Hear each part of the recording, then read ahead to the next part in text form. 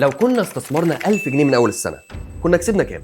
يلا نحسبها مع بعض بالارقام ونبتدي في البورصه باي جي اكس 30 وده المؤشر الرئيسي في البورصه المصريه. يعني لو استثمرت فلوسك فيه فانت كانك موزع فلوسك على اكبر واقوى 30 شركه في مصر. من اول السنه المؤشر طلع تقريبا 10.4%، يعني ال 1000 جنيه اللي استثمرتها بقت 1104 جنيه. طيب تعال نشوف الاسهم الفرديه عملت ايه. ابو قير للاسمده زاد 12%، يعني 1120 جنيه. تيليكوم ايجيبت او وي زاد 14% فبقى 1140 جنيه. لكن المفاجآت كانت هنا. جولدن كوست مثلا عملت طفره بنسبه 217%، فال 1000 جنيه بقت 3170 جنيه. اي بي سي تي اعلى سهم اداء في السوق ارتفع بنسبه 300%، يعني 1000 جنيه بقت 4000 جنيه. طب لو استثمرت بره البورصه، اول يناير سعر اوقيه الذهب كان حوالي 133000 جنيه، نهايه يونيو وصل متوسط السعر حوالي 167000. الارتفاع الاجمالي تقريبا 25% في 6 شهور. فلو استثمرت 1000 جنيه في الذهب من اول السنه كانت هتبقى حوالي 1250 جنيه دلوقتي. الفضة زادت تقريبا 22 ل 25%، فزي الذهب تقريبا. يعني